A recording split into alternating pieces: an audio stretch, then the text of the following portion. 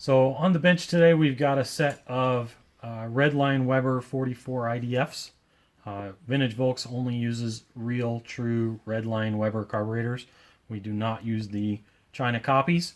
We've had some reasonable luck with them, but I still don't trust them. We like to use the real Webers. So today we're going to walk through what it takes to get these guys cleaned and bench set and ready to put on your car. So follow along. If you like these videos, don't forget to subscribe. Click the bell down in the bottom corner so that you can be notified when we produce a new video. And don't forget to check out our Patreon page too. Okay guys, welcome back to the shop. On the bench today we got a set of carburetors that just came in. We're going to get these guys all cleaned out, adjusted, bench set, float adjusted and everything. And we're going to send them off to the customer. So we got it laid out here. We need the tools that we need in order to do this. You're going to need a 10mm socket, little scrub brush. I like to use this spring-loaded flat tip. Allows you to hold a screw when we get down into the bottom of the bowl. That's a lot easier. Not necessary, but it makes it a lot easier. Got a little dental pick here, so the next time you go to your dentist, ask them. They usually give you one of their old worn-out ones. Flat tip screwdriver, and a pair of calipers for setting the float. You don't need the calipers. You can actually do it with an open-end wrench. I'll show you that when we get there. The first thing we need to do is pull the velocity stacks off. If you have 40mm carburetors, they will not include the velocity stacks, at least not true Webers. I'm not sure if the China copies do or not, but just pull off the two M6 or 10mm nuts on each velocity stack. Lift it off and drop off the washers and you're good to go. The next step is to pull the 5 screws on the top of the carburetor that hold the top on. So we'll go ahead and do that. These should not be very tight.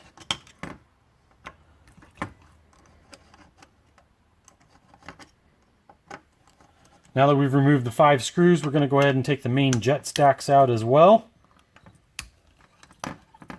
Again, these shouldn't be real tight. The brass in the aluminum sometimes gets a little gummed up, but they're not too bad. So we'll just set those off to the side. And then you're ready to just lift the carburetor top off. Now there's a gasket in here and a float. It tends to get kind of stuck, so just take your time, go nice and easy. You don't want to rip this gasket, but a lot of times this gasket will get stuck not only to the top of the carburetor, but also to the top of the bowl. So now that we've got the top off, we're just going to set that aside. We're going to pull off the accelerator pumps, the accelerator pump jets. You need a decent sized flat tip screwdriver for that. And there are 4 copper washers, 2 on each. So when you pull them off, unscrew it all the way, grab what you can, but be careful when you turn the carburetor over because there's 2 more copper washers down inside. As soon as I get this one out, I'll show you what I mean. Just set those 2 aside, turn the carburetor over, and of course there's one. The other one came out with the pump jet. So I've got 4 copper washers, 2 brass screws, and 2 aluminum jets. Okay. Down inside the bowl, you can see that there's another brass.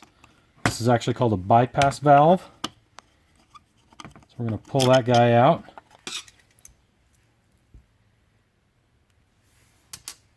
And then we're going to pull the idle jets out as well.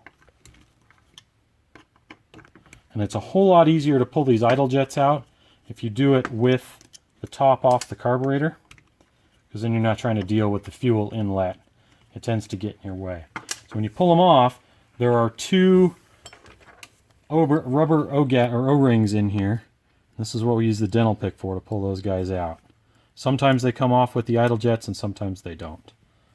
Just pull those off and set them aside as well. Weber runs these guys on a test stand before they send them out, and they don't do any real cleaning before they ship them. So if you look carefully down inside the bowl, there's a whole bunch of white junk.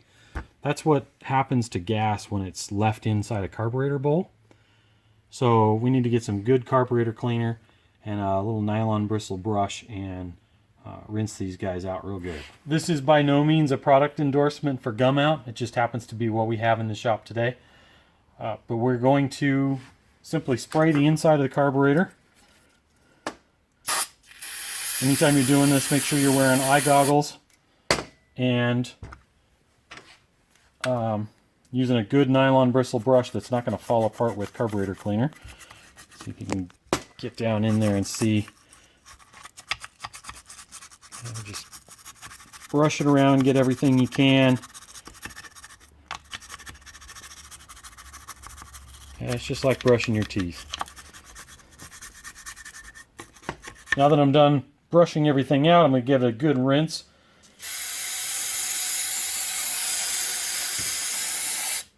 Spray it down inside the holes. Make sure you get everything nice and clean and drained. If you got a compressor, use compressed air to blow everything off. I'm not going to do that because it makes too much noise. Okay, one thing we forgot to do is take off the accelerator pumps. We're going to go ahead and pull these 4 screws and get the accelerator pump off.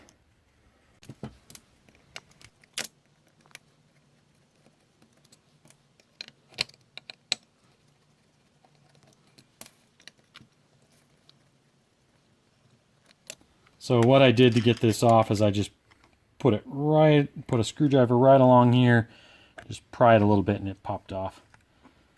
So underneath there's a diaphragm, and behind this diaphragm is a spring. So you got to very carefully peel this off so you don't rip it. And don't let the spring go spraying on you. So we also need to spray in here because gas tends to collect in this area. You get some white stuff. This one's actually pretty clean. Now we'll rinse it off. Spray down inside the holes. And then blow it out with compressed air. Putting it back together is just the reverse of taking it apart. So you put the spring in first, put the diaphragm on, put the cover over the top, and of course the spring always goes spraying on you.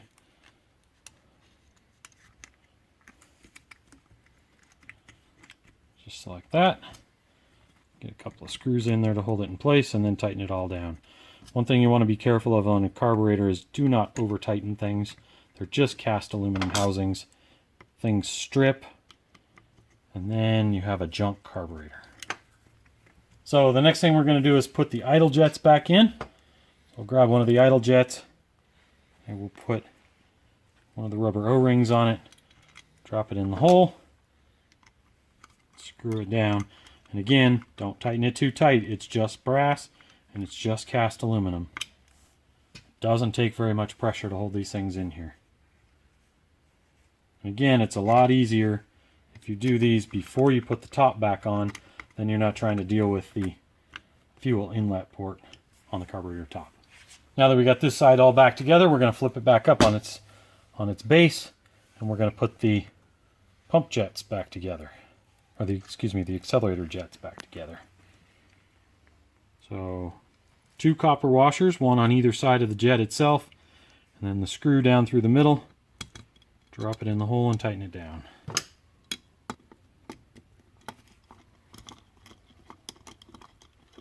And again, don't tighten it tight. It's just brass and cast aluminum.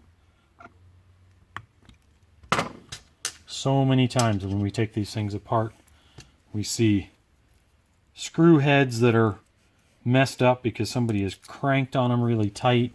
The screwdriver slips, or they use the wrong size screwdriver. If you use one that's too small, they don't grip very well. There's all kinds of problems. This one is actually a little bit small for this. I should be using a bigger one, but it'll do the job because I'm not going to tighten it very tight. Here we go. So the last thing we need to do on the carburetor base itself before we put the top back on is to put our bypass valve back in. That's where the spring-loaded screwdriver tip comes in. So I'm going to set it on there, push it and let it snap in place, and then I can just drop it down in the hole.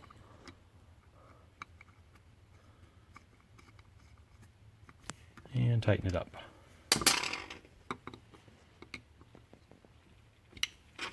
So the next step is to set the float levels. Weber recommends 14 millimeters open. There are 3 positions on this guy. There is fully open, closed, and then there's a spring inside the needle valve. You don't want to measure sprung like this. Okay, you want it closed but not compressed. All right, you want this to be, Weber says 14 millimeters from the gasket base to the carburetor, or to the top of the float itself. We actually like to run 12 millimeters. Originally Weber said they were 10, but with oxygenated gas the float doesn't float as well, so they actually want it to be 14 millimeters instead. I personally think that's too low. We actually want to set it to 12. So you can do that with a set of calipers.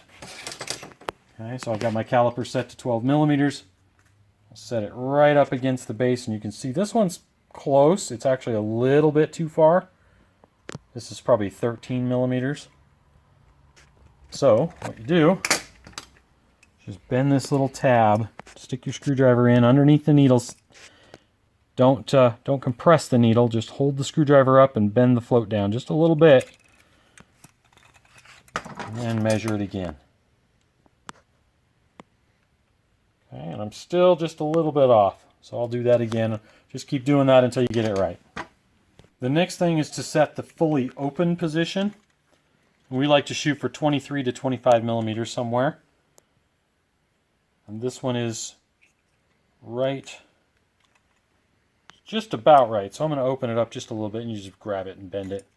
There's a little tab on the back side of the float back here that you're trying to adjust. So if you go too far, just push that tab back and it won't open as far. That little tab right there, if you can see that. Okay, so this one is set at, we're at 23 millimeters here, and we're at 12 millimeters closed.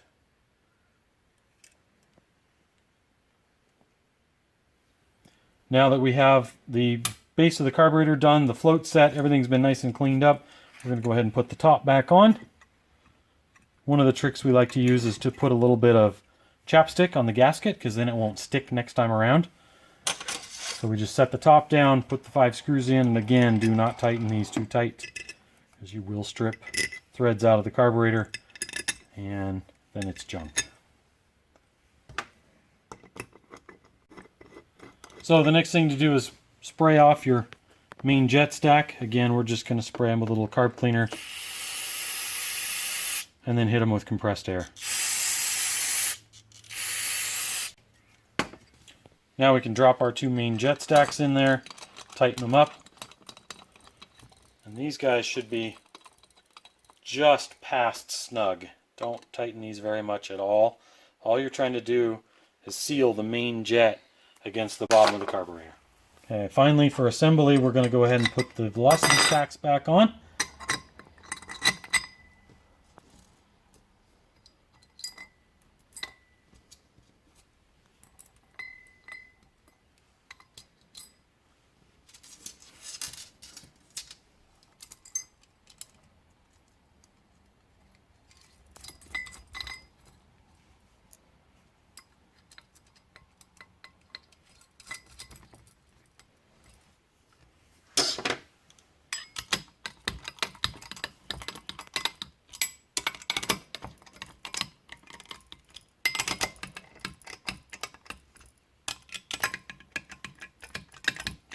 And that's it for assembly. So the final thing we need to do is bench set these guys. To do that, what we're going to do is take our screwdriver and turn the idle mixture screw in until it seats. Don't over tighten these. I can't stress that enough. If you tighten this too tight, you will ruin the seat that the needle sits in, and you'll never be able to get these things adjusted correctly. So get them set and then back it off 1.5 turns. So half, 1, half. They usually come pretty well set, but I have seen them off. Okay, that one was pretty close. Half, 1, half. I said at the beginning of the video that I would show you how to use an open-end wrench to measure your floats. Sorry, I completely forgot to do that. So I grabbed a junk carburetor top. Shoot me, I said we use real Weber carburetors. This happens to be an empty top. I just happen to have this in my junk drawer. So we pulled it out to go ahead and do this. Basically what you do is you just set it up just like you're doing with your digital calipers, only instead you hold the open-end wrench down here. This is a 12 millimeter. Hold it down below, and you're going to have to eyeball it a little bit, but it'll work. Okay, you can see this one's a little too close. So I would open this float up just a little bit more, but that's how it works.